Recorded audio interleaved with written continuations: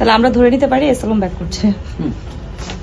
SLM না হলে SLM ছেলে মেয়ে 14 গোষ্ঠীর কেউ না কেউ আসতেছে না, ওটা যারা একটা কথা বলে দেন না স্যার, যে এসএলএম সহ যারা অনিয়মের সাথে জড়িত তাদের আর ব্যাংকে ফেরত আসার সুযোগ নাই। সেটা তো পর্যালোচনার বিষয়, এটা মানে এরকম অ্যাপ্লিকেশন না, এগুলো আমাদের কাছে তো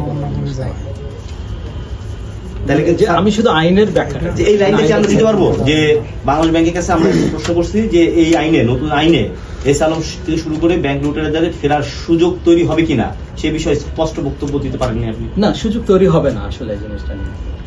সেটা বলে দেন স্যার, এটাই তো রিপোর্ট আমাদের। না, সুযোগ আপনার সুযোগ সেটা তো আপনারা বলেন, আইনে তো এটা নাই। আমি এটা কনসার্ন ডিপার্টমেন্টটা তো ওরা বলছে, সেটা বলে দেন যে এই আইনে এই সুযোগটা নাই স্যার, মানে আপনার আইনে স্পেসিফিক কিছু আইনে সুযোগ আছে, কোন সুযোগ আছে কিনা তাদের ব্যাপারে এই আইনে এই এতটুকু যে যারা আমি বলি এটা হচ্ছে ফুল, একেবারে এটা হচ্ছে ফুল আইনটা কিন্তু দেখে কমেন্টসটা আসতে হবে। যেহেতু আমার কাছে ফুল আইনটা নাই, এই জন্য এখন বলতে পারছি। কারণ আইনের বিভিন্ন জায়গাগুলো অ্যানালিসিস না করে এত অল্প সময় কমেন্টস দেওয়াটা ইজ ভেরি টাফ।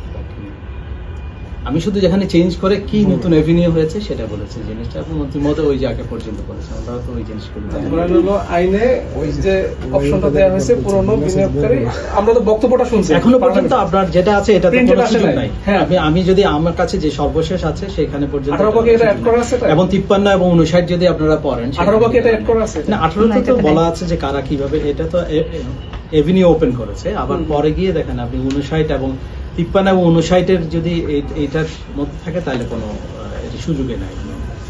কিন্তু পুরোপুরি আপনার আছে সেটা অ্যানালিসিসের বিষয় আছে, এবং পুরো আইনটা হাতে পাওয়া এবং এটার উপর তখন একটা কমপ্লিট মন্তব্য হয়তো বাংলাদেশ ব্যাংকের থাকবে।